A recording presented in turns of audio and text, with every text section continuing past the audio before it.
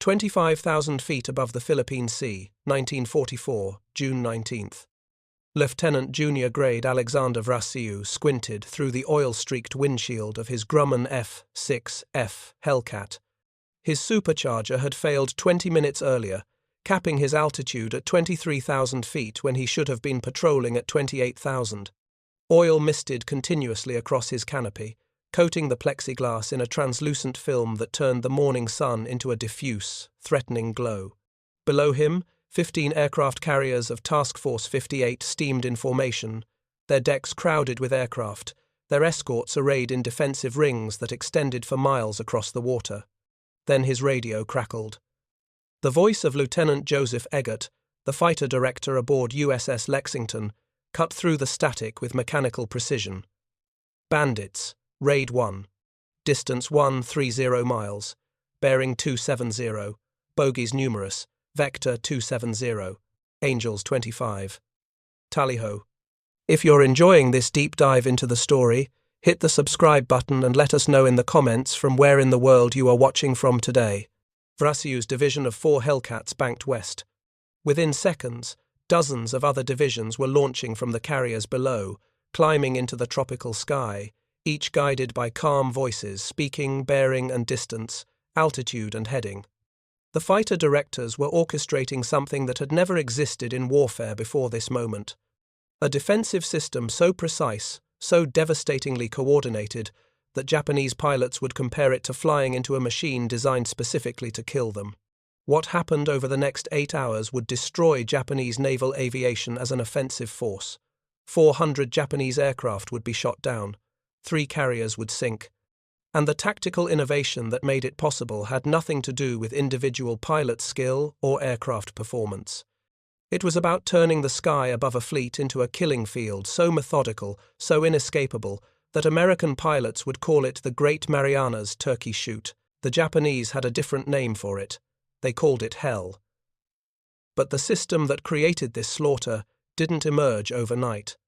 It was built from 2 years of bitter lessons, from radar sets that didn't exist in 1942, from doctrine written in blood during engagements where American carriers burned because their defensive fighters arrived too late or at the wrong altitude, or simply never found the attacking formation at all. The story of the Philippine Sea is not about brave pilots defeating cowards. It's about how American naval aviation transformed itself from a force that barely survived 1942 into a system so lethal that it could defend 15 carriers simultaneously while destroying an entire enemy air fleet in a single day. June 15, 1944. The 2nd Marine Division waded ashore at Saipan, 1,500 miles southeast of Tokyo, close enough that American B-29 bombers based there could reach the Japanese home islands. Admiral Soemu Toyoda, commander of the combined fleet, understood immediately what this meant. The fate of the Empire rests on this one battle, he stated in his operational order. The Marianas could not fall. The invasion fleet had to be destroyed. The American carriers had to be sunk.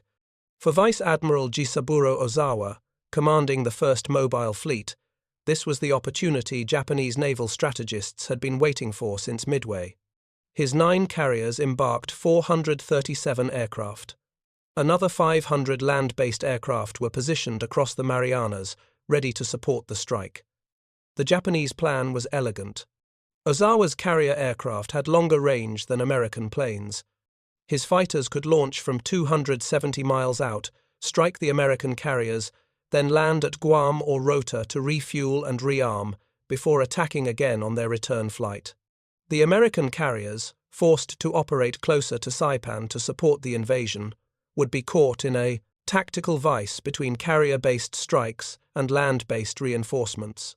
The mathematics appeared favorable. Japanese pilots would be hitting stationary targets. American fighters would have to find and intercept mobile formations coming from multiple directions across hundreds of miles of ocean.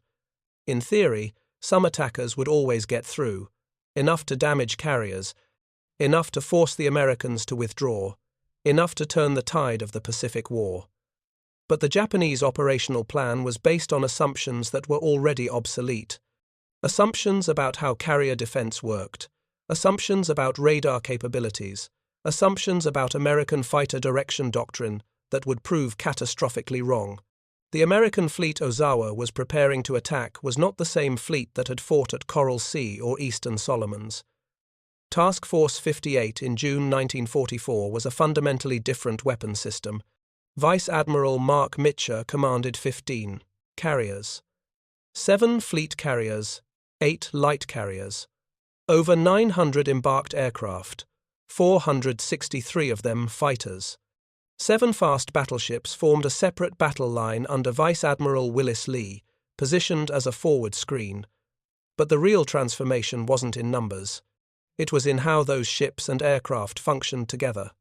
Every carrier in Task Force 58 had a combat information center, a dedicated space deep inside the ship, filled with radar operators, plotters, and communications specialists. Multiple radar sets provided overlapping coverage. SK search radars could detect aircraft at 120 miles under ideal conditions. SM height finder radars determined altitude. Dedicated fighter director officers, trained specifically for this role, monitored the radar scopes and controlled the defensive fighters using VHF radio channels that Japanese pilots couldn't intercept or jam. This integration of radar, communications, and fighter direction had been refined through 2 years of combat experience. At Coral Sea in May 1942, American carriers had radar but no coordinated fighter direction. Defending Wildcats had been sent aloft without specific vectors, without altitude information, without coordinated defensive plans. Some found the attacking Japanese formations by accident. Others circled uselessly, while enemy dive bombers destroyed Lexington. At Eastern Solomons 3 months later, better coordination saved Enterprise, but the defense was still reactive, improvised, dependent on visual spotting and pilot initiative, rather than systematic control.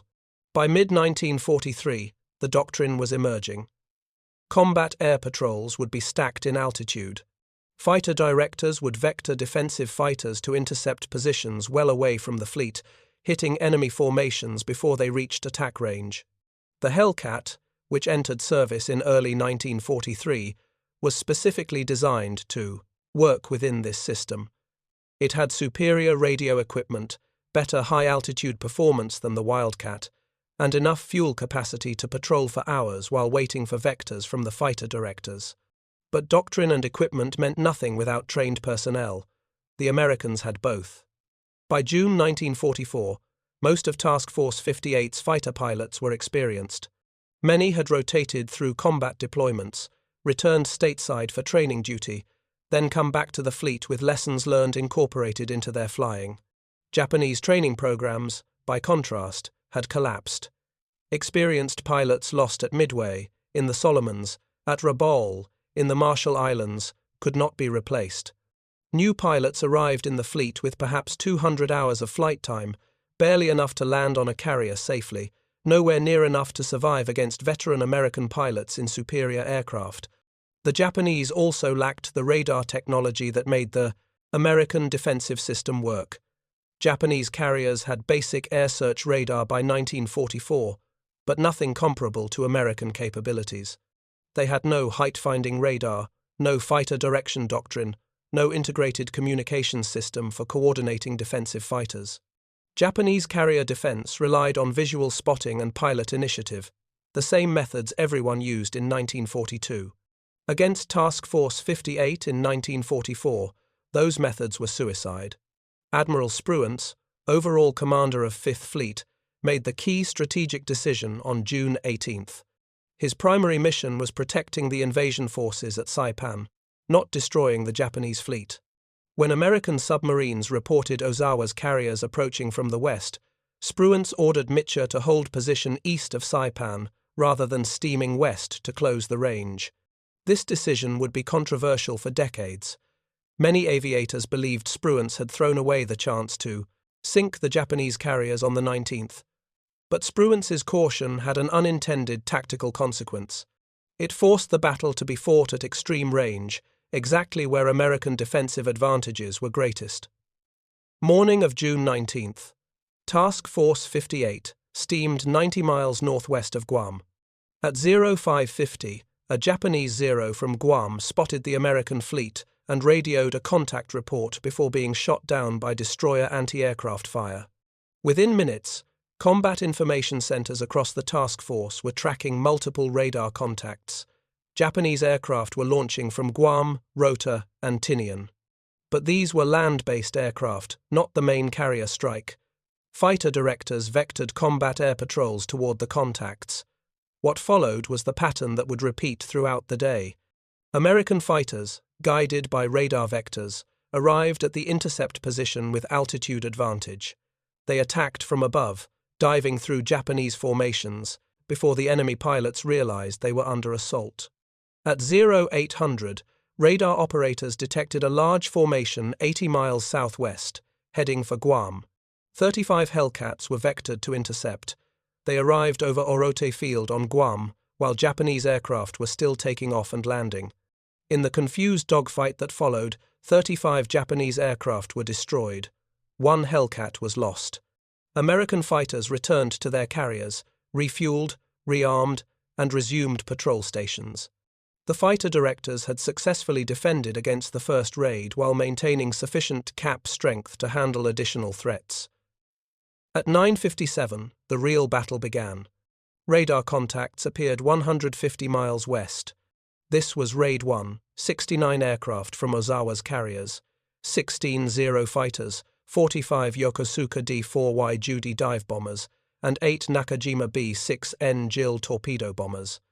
The fighter directors immediately began launching additional CAP. Every available Hellcat on the 15 carriers scrambled into the sky. By the time the Japanese formation closed to 70 miles, over 100 American fighters were airborne, stacked at different altitudes, vectored toward intercept positions. Lieutenant Joseph Eggert, the lead fighter director aboard Lexington, coordinated the defense from his radar plot. He could see the Japanese formation as a cluster of radar contacts moving steadily east. He could see his own fighters spreading out to meet them. His job was matching the two, putting American fighters in position to intercept with altitude advantage. His voice remained calm, professional, delivering vectors and altitude instructions to division leaders who acknowledged briefly and turned toward the threat. The Japanese formation began circling at 70 miles out, regrouping for the attack run. This 10-minute delay was fatal. It gave the Hellcats time to reach intercept position, time to climb to advantage altitude, time to identify the formation composition and plan their attacks. When the Japanese finally steadied on course toward Task Force 58, they were flying into a layered defense that had been precisely positioned to destroy them. At 10:36, the first Hellcats hit Raid 1 at 70 miles from the carriers. The attack came from above and behind. Hellcats diving through the Japanese formation in coordinated sections. Zero escorts tried to respond, but they were outnumbered 4-1, and the Hellcats had altitude and speed advantage. Within minutes, 25 Japanese aircraft were burning, spiraling toward the ocean below. The survivors pressed on, but they were scattered, their formation broken, their fighter escort decimated. More Hellcats arrived, hitting them again and again as they struggled toward their target. Of the 69 aircraft in Raid 1, only 45 survived long enough to sight the American fleet. Of those 45, most were shot down by anti-aircraft fire before reaching attack position. 16 aircraft returned to their carriers, 16 out of 69. Lieutenant Commander Alexander Vraciu was flying combat air patrol with VF-16 when Raid 2 appeared on radar. This was the largest Japanese strike of the day. 147 aircraft, 48 Zero fighters, 53 Judy dive bombers, and 6 Jill torpedo bombers. Vraciu's division was vectored to intercept at 60 miles out.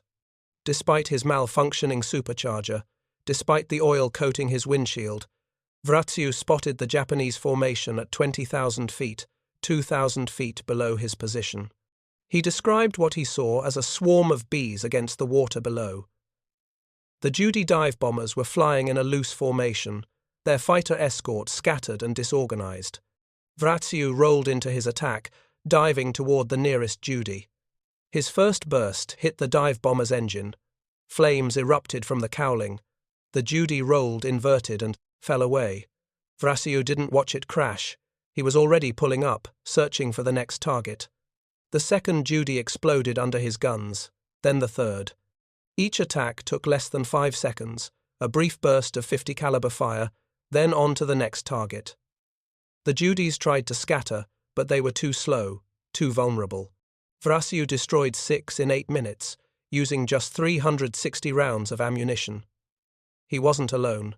All around him, other Hellcats were tearing through the Japanese formation. The fighter direction had put over 60 American fighters in position to intercept Raid 2. The Japanese pilots were outnumbered, outperformed, overwhelmed. 70 Japanese aircraft were destroyed before reaching the fleet. 6 more attacked Rear Admiral Montgomery's task group, scoring no hits. 4 of those 6 were shot down. Total American losses from Raid 2, 0. Raid 3 came in from the north at 1300 hours. 47 aircraft, already reduced from the original formation by navigation errors and fuel problems. 40 American fighters intercepted them 50 miles out. 7 Japanese aircraft were shot down in the initial attack. Most of the survivors turned away, refusing to press the attack. A few broke through and made ineffective attacks on Task Group 58.4. No American ships were hit. The Japanese lost 7 aircraft, the Americans lost 0. Raid 4 launched between 10:00 and 11:30 but couldn't find Task Force 58. The strike leader had been given incorrect position information. The Japanese aircraft flew in the wrong direction for 2 hours before turning toward Guam to refuel. Some stumbled across Montgomery's task group by accident. 18 aircraft engaged American fighters and lost half their number. Others flew to Guam, where 27 Hellcats were already patrolling over Orote Field. 30 of 49 Japanese aircraft attempting to land at Guam were shot down. The rest were damaged beyond repair. By 1600 hours on June 19th, Japanese naval aviation had effectively ceased to exist as an offensive force. Of 437 carrier aircraft that Ozawa had embarked that morning, only 100 remained. 315 carrier aircraft destroyed in a single day. An additional 50 land-based aircraft destroyed over Guam. American losses: 23 Hellcats in air combat, 6 pilots killed. But the losses weren't limited to aircraft. At 08 to 100, USS Albacore, patrolling west of Saipan, detected Ozawa's carrier force and maneuvered into attack position. At 09 to 100, Albacore fired a spread of 6 torpedoes at the fleet carrier Taiho, Ozawa's flagship. 1 torpedo hit forward, rupturing aviation fuel tanks. The damage seemed minor. Taiho maintained speed and continued operations. But gasoline vapors began spreading through the ship. At 14:32, a single spark ignited the accumulated fumes. The explosion tore Taiho apart. The carrier sank with 1,600 men aboard, including the irreplaceable veterans who had fought since Pearl Harbor. At 11:50, USS Kavala detected another carrier group and moved into attack position. At 12:20, Kavala fired a spread of torpedoes at the fleet carrier Shokaku, veteran of Pearl Harbor, Coral Sea, and dozens of other engagements. 3 torpedoes hit. Fires spread rapidly through the ship. At 1500 hours, flames reached the forward magazines. The explosion broke Shokaku's back. The carrier sank with 1,200 men. In a single day, Ozawa had lost 2 fleet carriers and over 300 aircraft. His plan to destroy the American invasion fleet had instead destroyed his own air arm. But the most remarkable aspect of the battle wasn't Japanese losses. It was how those losses occurred. The Great Marianas Turkey Shoot wasn't a massacre because Japanese pilots were cowards or because American pilots were supermen. It was a massacre because the Americans had developed a weapons system that turned carrier defense from a desperate gamble into a precise, mechanical process. The fighter directors could see Japanese formations on radar 100 miles away. They could vector fighters to intercept positions with altitude advantage. They could coordinate multiple fighter divisions, stacking them at different altitudes, ensuring that if one attack failed, another would succeed. They could maintain continuous combat air patrol while cycling fighters back to the carriers for fuel and ammunition. The system worked because every component functioned together: radar detection, radio communications, trained fighter directors, experienced pilots, superior aircraft. Remove any single component, and the system failed. If you find this story engaging, please take a moment to subscribe and enable notifications. It helps us continue producing in-depth content like this. But with all components working, the system was nearly invincible. The Japanese had no answer to it. They couldn't see American fighters approaching until visual range. They couldn't coordinate their own fighters effectively. Their pilots lacked the training and experience to adapt to unexpected threats. Their aircraft, particularly the Zero, were obsolete by 1944 standards. The combination was lethal. Japanese formations flew into defenses they couldn't see, guided by radar they didn't have, opposed by fighters that consistently held altitude and position advantage. Evening of June 19th. Task Force 58 turned west, pursuing Ozawa's retreating fleet. But the Japanese had too much of a head start. Through the night, the two fleets opened the range. Dawn search planes on June 20th found nothing. Additional searches through the morning turned up no contacts. At 1500 hours, a garbled message from an Enterprise search plane indicated a possible sighting. At 1540, the sighting was confirmed. The Japanese fleet was 275 miles west, retreating at 20 knots. This was at the absolute limit of strike range, and daylight was running out. Admiral Mitscher made his decision in seconds. Launch everything. Maximum range, strike. 77 Hellcats, 54 Avenger torpedo bombers, 51 Helldiver dive bombers. Over half would be operating at extreme range, beyond the point of no return for a safe recovery in daylight. Mitscher knew this. He launched anyway. At 1640, the strike aircraft found Ozawa's fleet. The attack lasted 30 minutes. Hellcats shot down 20 Japanese fighters. Avengers and Helldivers sank the light carrier Hio, and 2 tankers, damaged the fleet carriers Zuikaku and Chiyoda, damaged the battleship Haruna. But the victory was almost meaningless. Ozawa had already lost his air groups. Sinking more carriers wouldn't change the strategic outcome of the battle.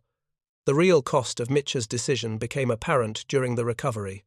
Strike aircraft began returning to Task Force 58 after 2000 hours, well after sunset. The night was moonless, the ocean completely black. Pilots searched desperately for their carriers, watching fuel gauges drop toward empty, knowing that ditching in darkness meant probable death. At 2045, Mitscher made a decision that violated every doctrine about carrier operations. He ordered every ship in Task Force 58 to turn on its lights. Not just navigation lights. Everything. Searchlights, truck lights, glow lights, anything that would create illumination. The darkness erupted into a carnival of light. 15 carriers lit up like cities, their escorts blazing with every available lamp, flares arcing into the sky, searchlights sweeping across the water. The gamble was enormous. Those lights made Task Force 58 visible for 100 miles. Any Japanese submarine within visual range could line up a perfect torpedo shot. Any surviving Japanese aircraft could home on the illumination and attack. But Mitscher calculated that the risk was acceptable. His pilots had struck the enemy at his order. They were returning to die in the darkness because he had sent them beyond safe range. He would not let them drown without giving them every possible chance to find their carriers. For the next 3 hours, aircraft landed on any carrier they could find. Hellcats set down on Essex after launching from Lexington. Avengers landed on Hornet after launching from Enterprise. Some pilots made textbook landings, taxiing clear to allow the next aircraft in. Others crashed on deck, their planes pushed overboard to clear space. Still others ditched alongside ships, their aircraft out of fuel, the pilots rescued by destroyers within minutes. Out of 200, 16 aircraft launched, 80 ditched or crashed, but only 16 pilots and 33 aircrew were lost. Mitscher's decision to turn on the lights had saved dozens of lives. The tactical risk of illuminating the fleet had been worth it. Dawn of June 21st. The submarine Kavala, reported tracking and attacking an oiler group from Ozawa's fleet. Search planes found scattered Japanese stragglers retreating westward. But the main enemy force was gone, running for the Philippines at maximum speed, beyond effective pursuit range. Admiral Spruance ordered Task Force 58 to break off the chase and return to support operations at Saipan. The Battle of the Philippine Sea was over. The strategic outcome was unambiguous. Japan had lost 3 fleet carriers, over 600 aircraft counting both carrier and land-based planes, and approximately 1,600 trained aircrew. American losses totaled 123 aircraft, mostly to operational causes rather than enemy action, and 109 aircrew. The kill ratio was beyond any previous engagement in aviation history. But numbers alone don't explain what had changed between Coral Sea in May 1942 and Philippine Sea in June 1944. At Coral Sea, the 2 fleets had been roughly equivalent in capability. American and Japanese carrier groups both launched strikes that inflicted comparable damage on each other. The battle was decided by small advantages in intelligence, position, and luck. At Philippine Sea, there was no equivalence. The Japanese attacked with every available resource and accomplished essentially nothing. The Americans defended with a system so effective that it bordered on impenetrable. That transformation took 25 months and was built on specific technological and doctrinal innovations that the Japanese never successfully copied. The radar technology gap was fundamental. American SK search radars in 1944 could detect aircraft formations at ranges exceeding 100 miles under good atmospheric conditions. SM height finder radars could determine target altitude with sufficient accuracy to vector fighters to intercept positions with altitude advantage. Japanese air search radar in the same period could detect formations at perhaps 50 miles under ideal conditions, with no height-finding capability whatsoever. This meant American fighter directors could see Japanese strikes forming up, track them continuously across dozens of miles, and position defensive fighters precisely where they needed to be. Japanese carriers, by contrast, relied on visual spotting by lookouts. By the time Japanese lookouts spotted incoming aircraft, those aircraft were already within attack range. There was no time to launch additional fighters, no time to vector defensive cap into position. The defense was entirely reactive, responding to threats that were already critical. The communications gap was equally important. American fighters had VHF radios that allowed secure communications with their fighter directors. Channels could be changed rapidly, preventing Japanese intercept or jamming. Japanese fighters had HF radios that were unreliable, easily jammed, and did not allow the kind of continuous communication necessary for coordinated defense. American fighter directors could provide continuous updates to their pilots: bearing, distance, altitude, threat composition. Japanese pilots received at best fragmentary information, often outdated by the time it was transmitted. The combination of superior radar and superior communications created a system where American fighter directors had comprehensive situational awareness, while Japanese commanders were functionally blind. The training disparity was perhaps most critical. American replacement pilots, arriving in the fleet in mid-1944, typically had over 300 hours of flight time, including extensive training in instrument flying, navigation, gunnery, and carrier operations. Many had trained under instructors who were combat veterans, learning tactics that had been refined through actual engagement experience. Japanese replacement pilots in the same period received perhaps 150 to 200 hours of total flight time, with minimal instrument training and often only a handful of carrier landing practices. The Japanese training pipeline had been designed to produce the highly skilled aviators who fought at Pearl Harbor and Coral Sea. But that pipeline required time, fuel, and experienced instructors, all of which were in critically short supply by 1944. The result was that Japanese pilots arriving at carriers in June 1944 were barely qualified to fly their aircraft, let alone fight against experienced opponents in superior planes. American pilots at Philippine Sea averaged significantly more combat experience than their Japanese counterparts. Many had rotated through multiple combat deployments. They understood energy management, deflection, shooting, formation discipline. They had survived their early mistakes and learned from them. The Japanese pilots they faced were making those early mistakes for the first time in combat against opponents who knew exactly how to exploit them. Aircraft performance gaps widened the disparity further. The Grumman F6F Hellcat in June 1944 was a mature design, its bugs worked out, its capabilities well understood.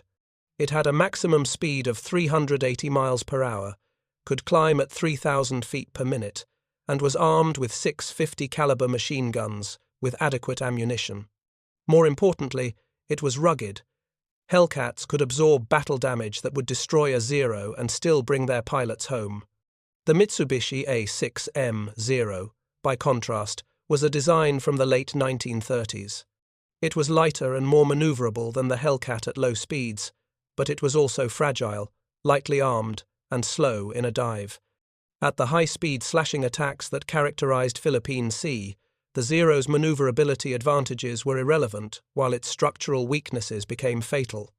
The Yokosuka D-4Y Judy dive bomber was fast for a dive bomber, capable of 340 miles per hour in level flight, but it was essentially unarmored, caught fire easily, and had defensive armament that was largely ineffective against Hellcats attacking from optimal positions.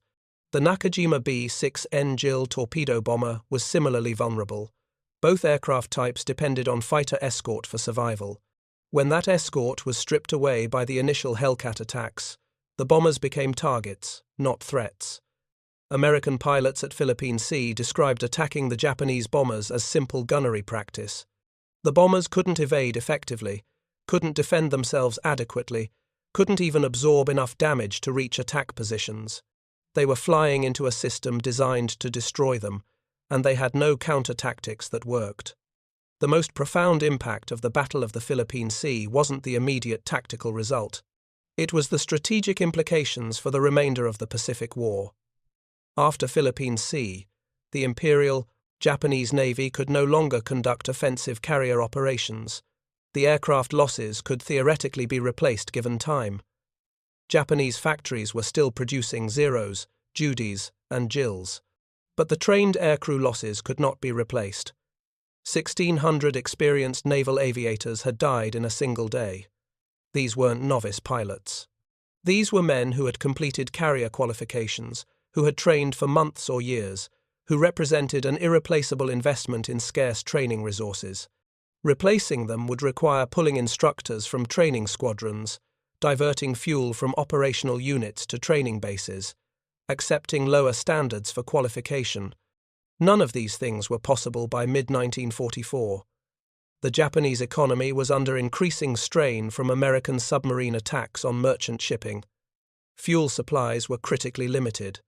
Pilot training programs were already abbreviated. After Philippine Sea, they collapsed entirely. The few remaining Japanese carriers became floating warehouses, unable to form effective air groups, unable to project power beyond visual range of their own decks. At the Battle of Leyte Gulf in October 1944, Japanese carriers were used as decoys, bait to draw American carriers away from the landing beaches.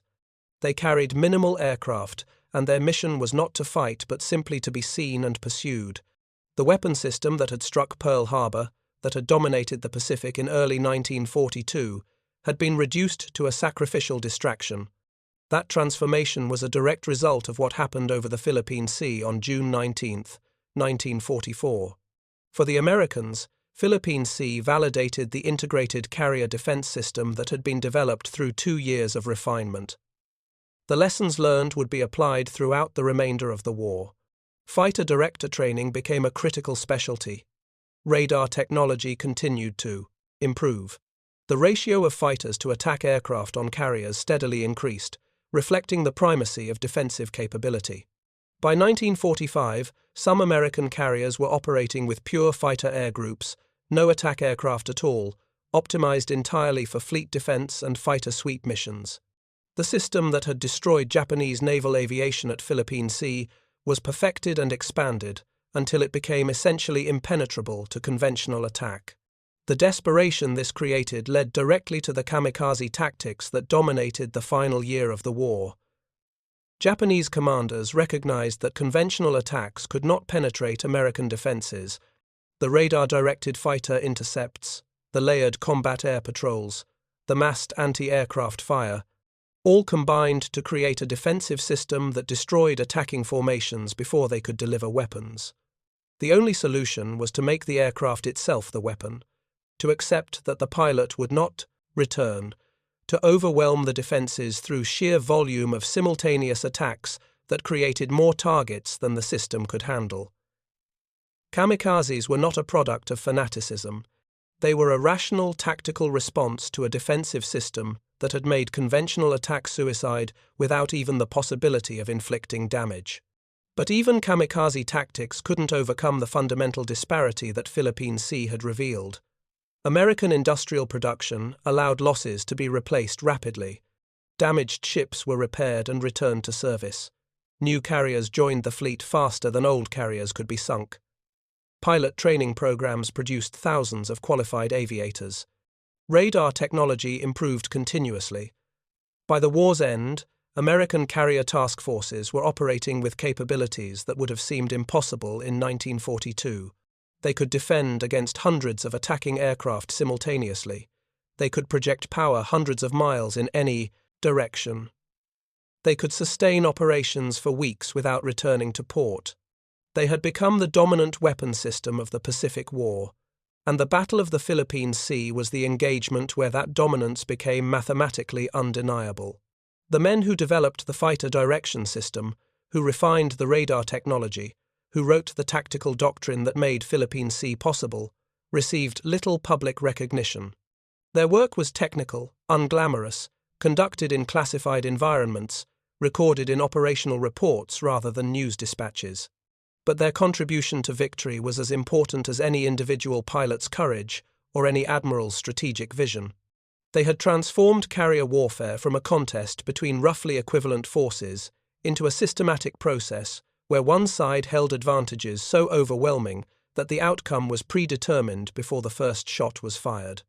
That transformation is what Philippine Sea demonstrated. Not that American pilots were better than Japanese pilots, though by 1944 they generally were. Not that American aircraft were superior to Japanese aircraft, though by 1944 they certainly were. But that American naval aviation had developed a weapons system, an integrated combination of technology, doctrine, training, and logistics, that was fundamentally more effective than anything the Japanese could field. The Great Marianas Turkey Shoot was simply the inevitable result when that system operated at full capability against an opponent who had no effective countermeasures. The tactical innovations developed for Philippine Sea remained relevant decades after the battle. Modern carrier defense still relies on layered fighter coverage, radar-directed intercepts, coordinated communications between fighter directors and pilots. The terminology has changed. The technology has advanced beyond recognition. But the fundamental principles established in 1944 remain valid. Detect threats early, vector fighters to intercept positions with advantage, coordinate multiple defensive elements, maintain situational awareness throughout the engagement. These principles defined carrier defense in 1944. They define carrier defense today. The Battle of the Philippine Sea proved they worked.